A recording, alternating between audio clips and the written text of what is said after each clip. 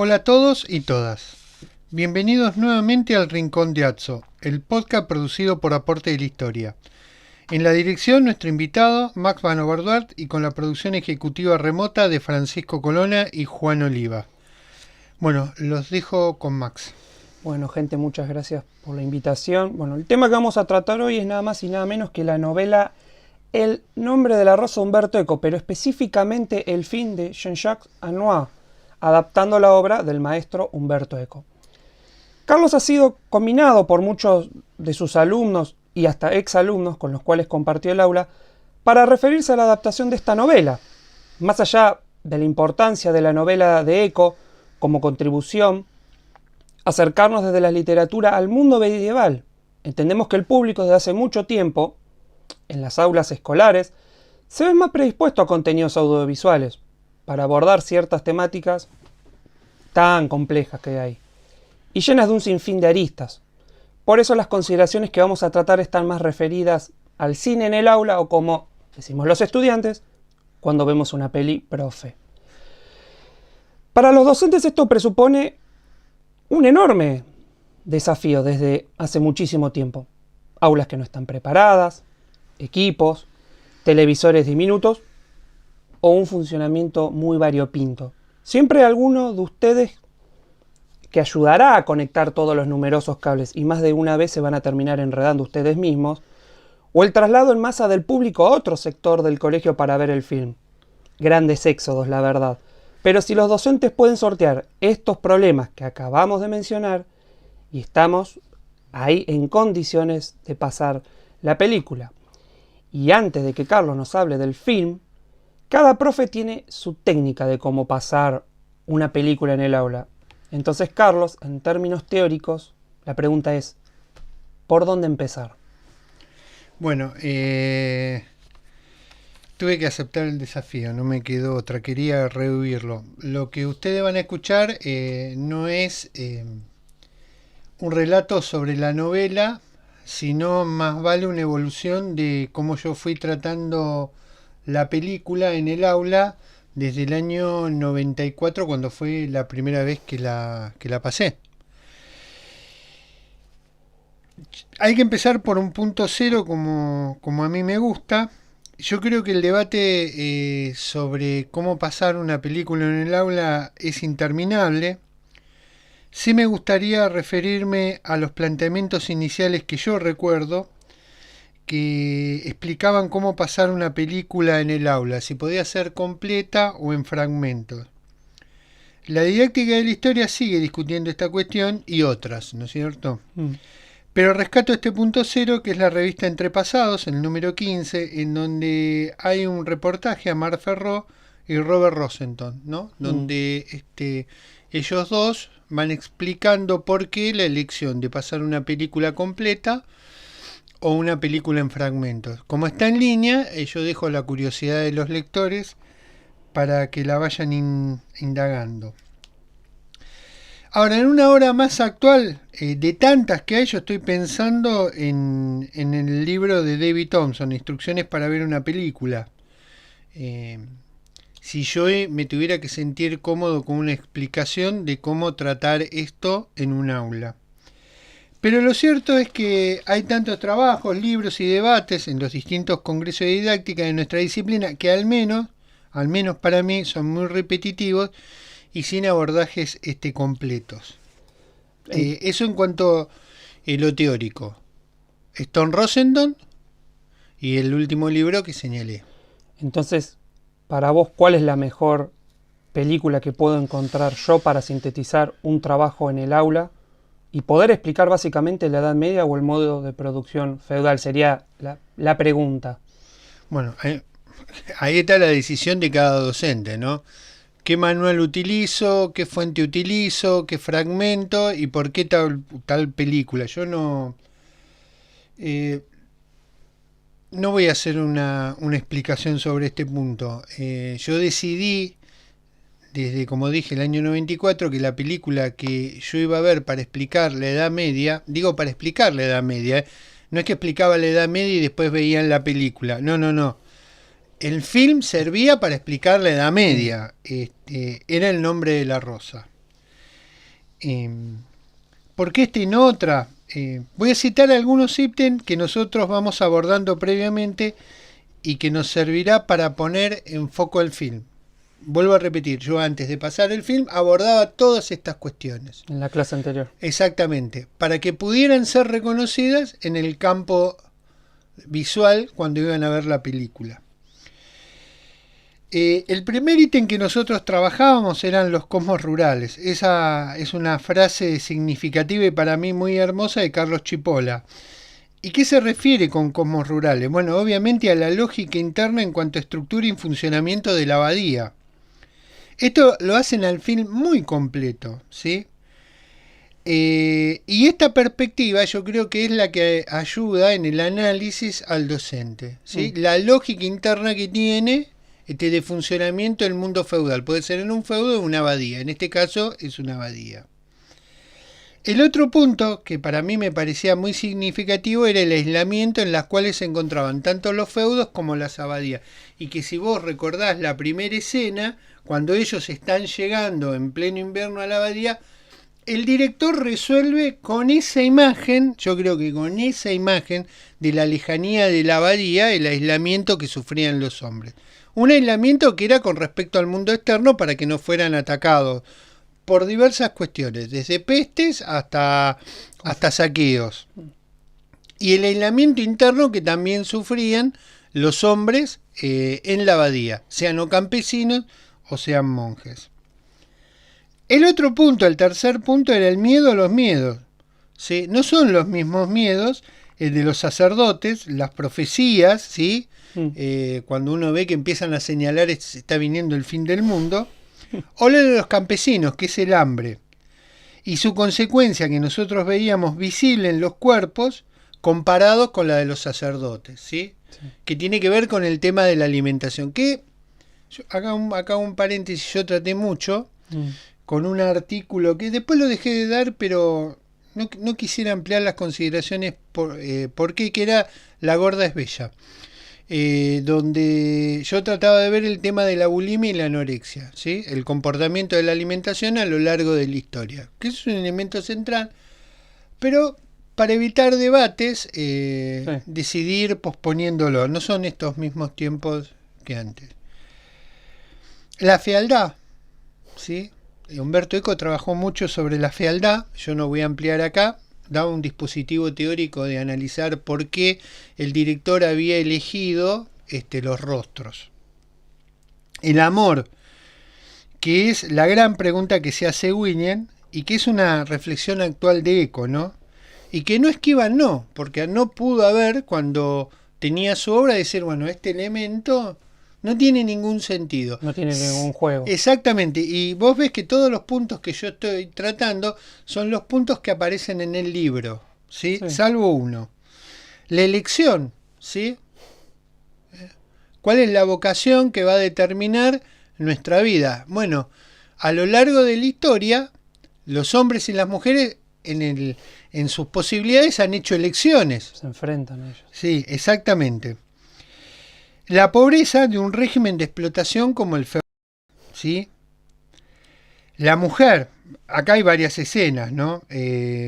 Una de ellas es cuando Humbertino de Casale descubre que William de Baskerville está vivo y, si recordás, se refiere a la Virgen María. Esta es una escena increíble, ¿no? Dentro del monasterio. Sí, exacto, especialmente Humbertino de Casale, que se hacía el loco, pero no tenía nada de loco. Esta estrecha vinculación con el demonio y las mujeres que está presente. No hay que esperar a la casa de brujas. El cuerpo femenino es objeto del deseo y por ello se lo condena. Bueno, después de este podcast, ustedes van a ver el tratamiento que va a hacer Diana sobre el miedo en Occidente de Delumeau, ¿sí? Y que va a tratar los miedos, ¿sí? Y especialmente la brujería, la evolución de este concepto. Hoy podemos ver un poquito de eso. Sí, bueno, no, pero dejemos la curiosidad para que vayan. El tumulto, ¿sí? Para rescatar a la campesina por parte de su comunidad, que se ve al final, ¿sí? En los últimos minutitos. Bueno, y la explicación de por qué es un tumulto y contra qué es y por qué es. los campesinos que están en cuentagotas en esta historia, pero en imágenes que yo creo que son muy potentes, que el director ha elegido hacer muy potente, y yo me centré en esas pocas imágenes, ¿sí? Digamos, traté de exprimir de la manera, de la mejor manera posible y con un abordaje interesante esas pocas imágenes. La Inquisición y la tortura por medio de la confesión y ese ritual que se practica, que hay que detenerse muy detalladamente. Yo creo que esto sí es un esfuerzo innegable del director y del historiador George Duby. Plasmar correctamente estas escenas. Como dije en el próximo video, el video podcasting o el podcast, ustedes van a escuchar también la explicación de Diana sobre ese ritual que había, que era un ritual perfectamente arreglado. Voy a hacer un paréntesis, gente. La tortura es un elemento central en la Edad Media. Porque lo utilizaban y se utilizaba para todo. Pero bueno, eso ya se verá el próximo podcast. El poder del conocimiento que oculta esa biblioteca y sus libros. Ya lo dice el venerable Jorge de Burgos al final del film. La función de la Iglesia es preservar el conocimiento en una sublime recapitulación, nunca búsqueda del conocimiento. Y el debate que es la otra gran porción de la película, ¿sí? Que es si la Iglesia debe ser pobre o rica. Acá lo que Seba Serrano es obviar los conflictos de división que está atravesando en el 1200 a la institución Iglesia, ¿sí? Especialmente los conflictos políticos, pero también de interpretación, ¿sí? Los dulcinitas con Penitenciati es un elemento que está mínimamente puesto, porque son herejes, pero en el cual el director nos avisa de lo que va a ser el cisma luterano. Ya deja pistas, si se quiere Sí. decir. Bueno, yo quiero ser claro. Estos son algunas de las cuestiones que enumeraba en clase, para que todos vayamos registrando en nuestros apuntes estas cuestiones, que como dije las preparaba previamente, ¿sí? Yo creo que otro elemento son los personajes, ¿sí? No me voy a extender acá, ¿no? Pero estos son centrales, no están todos en el film como están en el libro.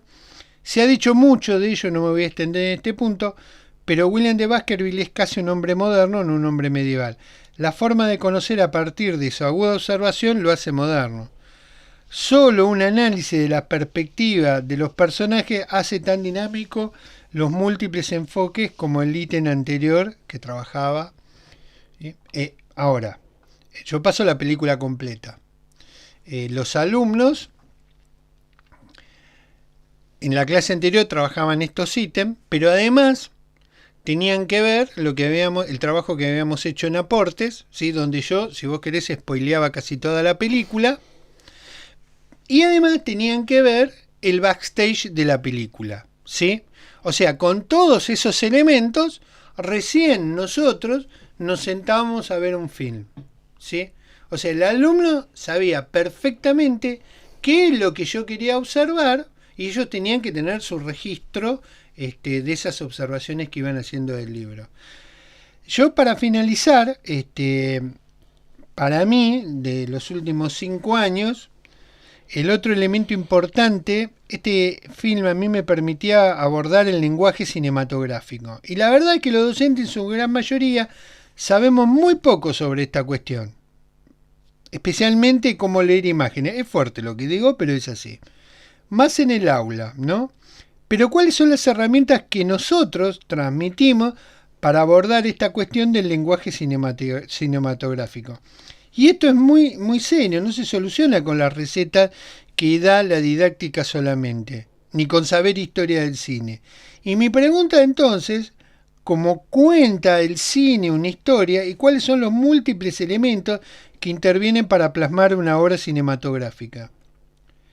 Y nuestros alumnos deben aprender a leer imágenes. Solamente si nosotros pudiéramos explicar la profundidad de campo y por qué el director lo elige sería un gran aprendizaje, tanto en la fotografía como en el cine.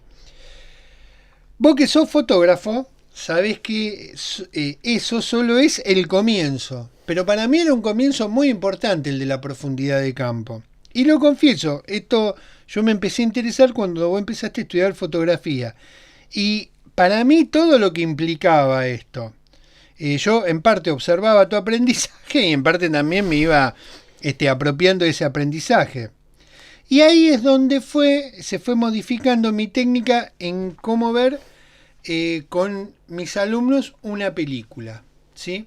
Yo creo que hay un video sobre profundidad de campo en www.aportedelahistoria.com.ar que los deriva, si no querés, vas directamente al canal de YouTube.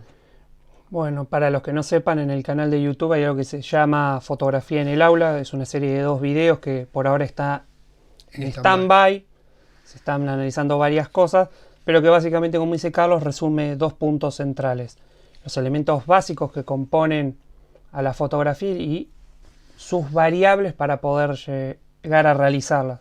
Y de paso aprovecho, si me deja Carlos, que sí, yo no estudio historia, yo estudio enfermería y además estudié fotografía con mi profesor y maestro Julián Rodríguez, acá en la ciudad de Mar del Plata, así que si ve después esto le mando un enorme saludo. Saludotes a Julián. Yo también hice un curso con Julián, pero mi sordera me impidió continuar. Pero, ¿vos sabés lo que le sorprendió a Julián? Cuando el primer día hizo la ronda de charlas con sus alumnos, sus aprendices. Él era una especie de William de Baskerville, nosotros éramos unos alzos, yo bastante incompetente. Bueno, le preguntaban por qué estaba en el curso. Y yo creo que lo sorprendí, la respuesta que le dije. Mirá, yo sinceramente no me gusta sacar fotografía. Abrió los ojos así. Yo le digo, la verdad, vengo a ver cómo trabajan los fotógrafos. Porque sinceramente no tengo ni idea. Yo quiero aprender a leer imágenes. Todos los demás se sorprendieron. Le digo, ese sería mi gran aporte en el aula. Le digo, transferir lo que yo escucho acá de ustedes y llevarlo al aula. Y sí, es un mundo que hay que trabajar muchísimo. Y además hay que decir algo, que un elemento básico es la imagen, que tiene un sinfín de información, y eso uno lo aprende no en cuestión de días, es cuestión de años, es entrenar el ojo constantemente. Y el caso puntual del nombre de la rosa, que es el motivo por el cual estamos acá Carlos y yo, está manifestado en el detrás de las escenas, en donde el historiador Georges Duby, junto al director artístico, recrea minuciosamente, por ejemplo, el laboratorio de Severino y por supuesto la biblioteca.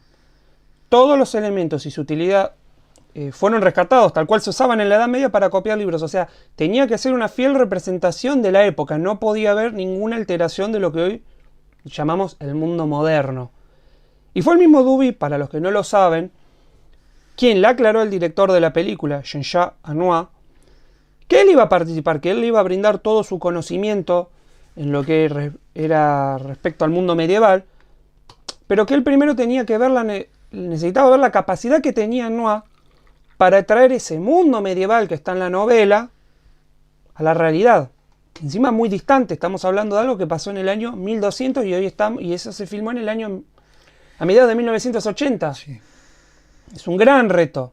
Y para los que no lo saben también, fue el director el que se sentó y tuvo que elegir personaje por personaje.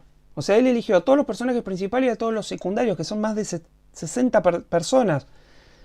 Y era lo que en un punto Carlos destacaba anteriormente, en el punto de la fealdad. Y Anouilh se lo tomó muy en serio eso. Por eso cuando ustedes miren la película, no son los rostros perfectos de Hollywood.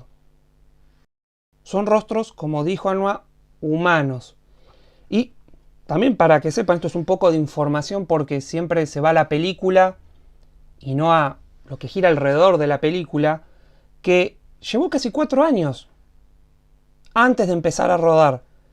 Y como yo siempre lo digo, y Carlos en esto no me deja de mentir, es una película europea, escrita por Umberto Eco, dirigida por Jean-Jacques Anouilh, filmada en suelo europeo y con una financiación que en su momento fue millonaria, 17 millones de dólares, y además que se filmó en inglés.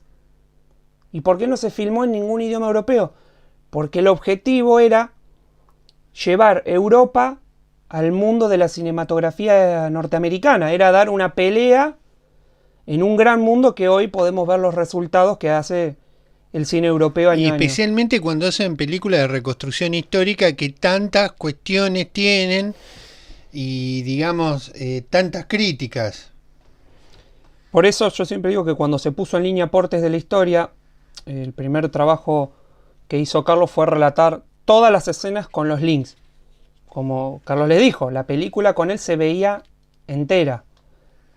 Pero había un trabajo previo. Había mucho spoiler, salvo dos o tres cosas que... Sí. Dos o tres cosas. Una que la pedíamos mucho al final. Sí, el final del pobre Bernardo Gui. Uy. Y como les decía, esta información que yo les doy, no la investigué yo, está en el detrás de escena. O sea, se pasaba la película, pero los alumnos tenían que ver primero el tráiler.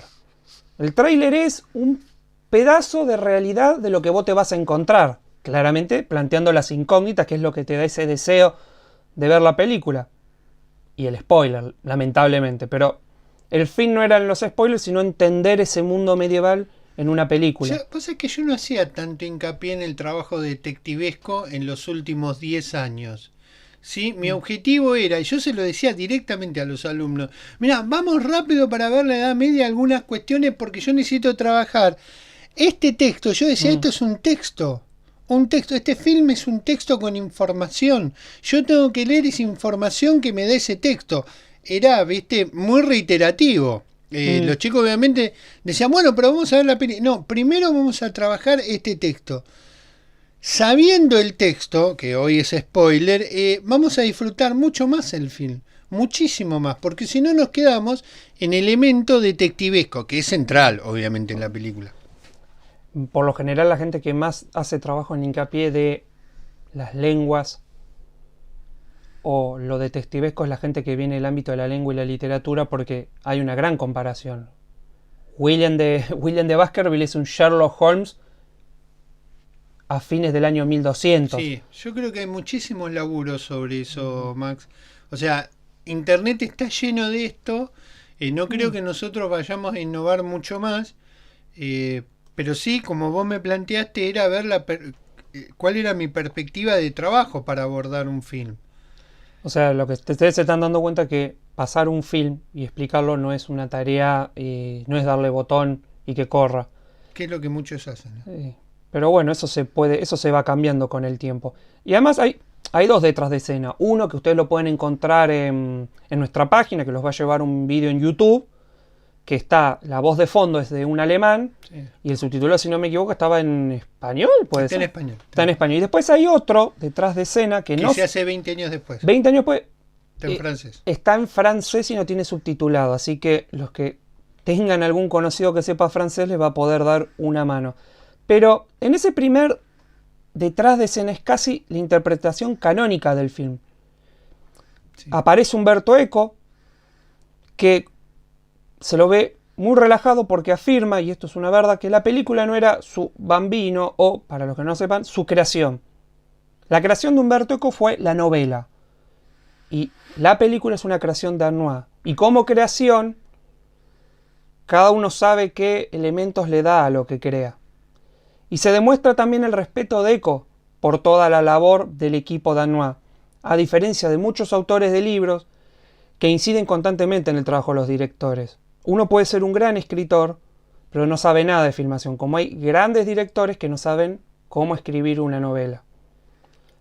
O la adaptación. Por eso, viste, hay un Oscar a la adaptación, por eso hay un Oscar a la iluminación, por eso hay un Oscar al sonido, por eso hay un Oscar al director artístico, y siempre nosotros nos quedamos en la mejor película, en los actores principales o de reparto. A mí, vos sabés que me sorprende eso.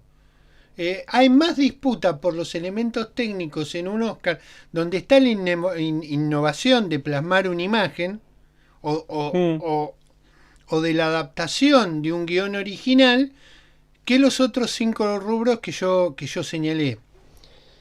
Y es verdad eso. Y es más, es para decir una frase que yo hago alusión a una serie que veía cuando estaba en el secundario. La voy a modificar un poco la frase. Es el todo es nada, el todo es la parte y la parte es el todo. La película es la sumatoria de todos los elementos. Eso es el todo. Y la parte es la luz, el guión, el sonido, la edición, la La música en el nombre de la rosa. No, yo no quise abordar ese elemento. No, porque la música está a cuentagota. El silencio que tiene la película con las campanadas que va preanunciando el dramatismo de la escena es una joya. Sí. O sea, como dicen Carlos, es la música, es la luz, es la ambientación, los personajes, el vestuario, la reconstrucción. Esas partes no son nada sin el todo y el todo no es nada sin la parte. Sí. Yo sabes lo que le decía a los chicos, que es lo que acabamos de repetir y estamos en este círculo para, digamos, que se preste un poquito más de atención. Yo creo que hay que analizar rubro por rubro la entrega de premios en los Oscars. Sí, tendría que ser tarea obligada eso. Y las disputas que hay, y que cada uno pudiera ver alguna de las películas que son nominadas para entender cuál es el aporte que hacen a la cinematografía. Bueno, sí. Yo siempre digo, paréntesis, cuando ustedes vean el Oscar y sepan cuál es la lista que va a competir como mejor película, véanlas. Algunas llegan, no sabemos cómo, y otras llegan con sobrado mérito, pero es un gran entrenamiento. Y retomando lo que estábamos diciendo, como decía, hay un enorme respeto de Eco por el trabajo de Anne. Y el cine y la literatura tienen cosas en común, muchísimas la verdad, pero son dos formas distintas de crear esos mundos, con leyes que pueden aplicarse en uno pero no en otro y viceversa. Entonces, para ir resumiendo, cuando Carlos pasaba la película, era sin cortes, con 8 escenas que explicabas detalladamente, porque si uno se pone a explicar literalmente todas las escenas, no termina más y sabemos cómo es esto. Y los alumnos debían registrar todas las cuestiones que ustedes van a encontrar en la página, que van a encontrar en la página web, más esto que hoy estamos diciendo acá. Esos elementos eran lo que al final de terminar de ver la película el alumno tenía una comprensión general y bastante sólida sobre ese mundo medieval. Y antes de ver el film, debían leer el texto. Así que una pregunta que le puedo hacer a Carlos es, ¿solo este film se pasaba en el colegio? En el colegio siempre se usó mucho el video. Recuerdo a Rita Falcone. O sea, Rita Falcone fue una persona que al principio mostraba una técnica increíble de cómo abordar un film en el aula, cuando había muy poco escrito y había muy pocos debates. ¿Sí? A ver, en segundo año sí era la única película que pasaba. En tercero yo pasaba Manto Negro.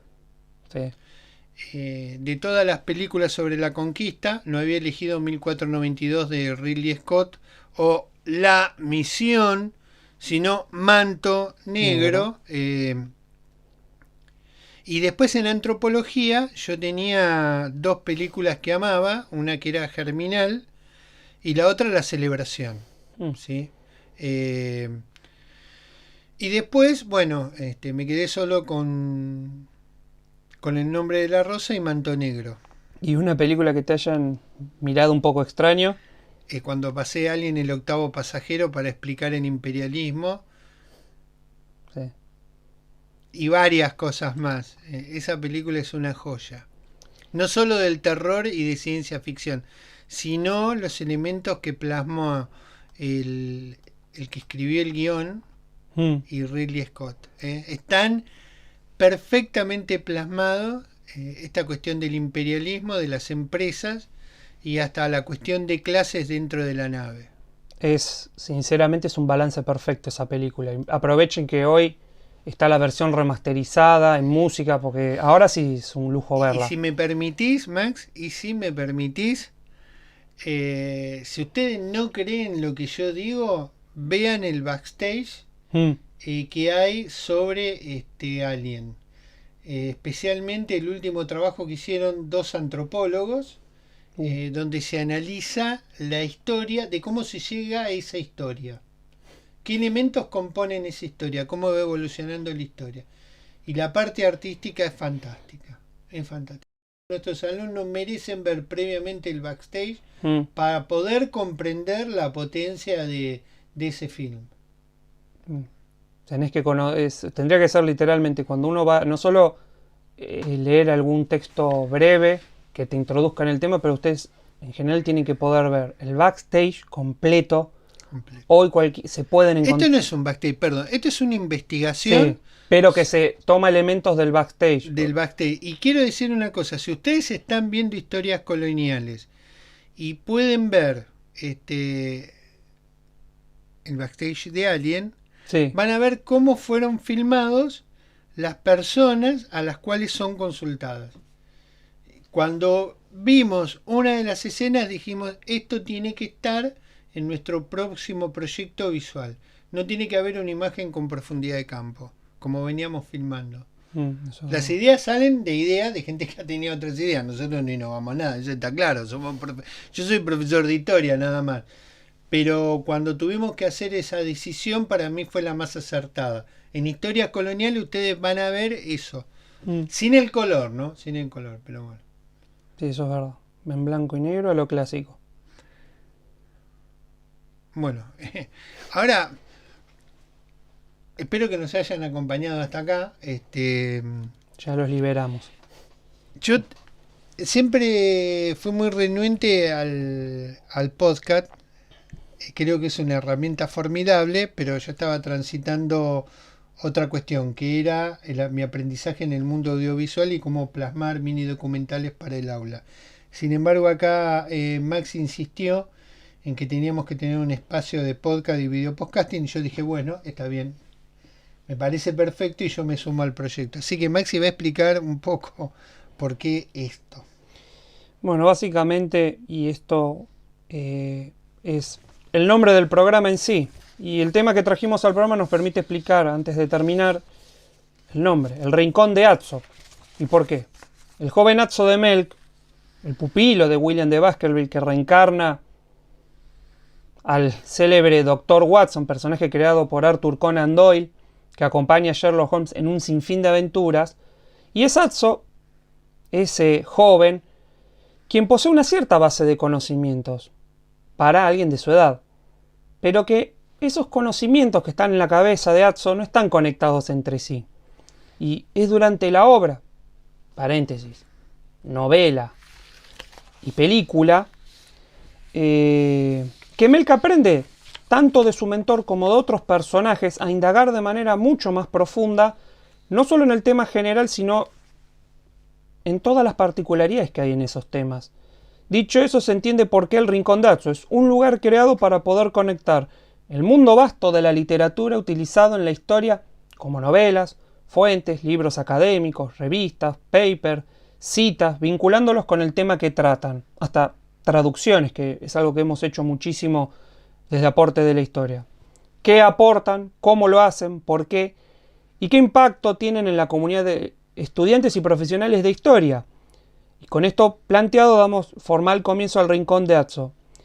Esperemos que este tiempo con nosotros haya sido de su agrado. A partir de este momento los videos no van a tener más lo que se dice formato, no van a ser más pilotos, porque lo que ustedes vieron eran pruebas de cómo se colocaban los distintos elementos y ya eso quedó determinado. El audio es la calidad que queremos, tenemos la música, la luz, todo. Entonces, tenemos escenario, luz, audio, escenario, tenemos todo. Calidad de imagen. Calidad de imagen, o sea, y les podemos ofrecer esto en Spotify como en YouTube.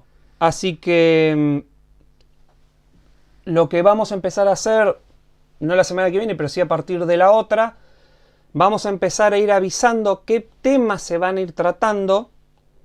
Y ahí ven un sombrerito grande donde está la campana, donde nosotros vamos a poner los papeles, preguntas que ustedes nos hagan en la página de Facebook o desde la cuenta de Instagram, Vamos a seleccionar las que a nosotros nos parezcan que pueden dar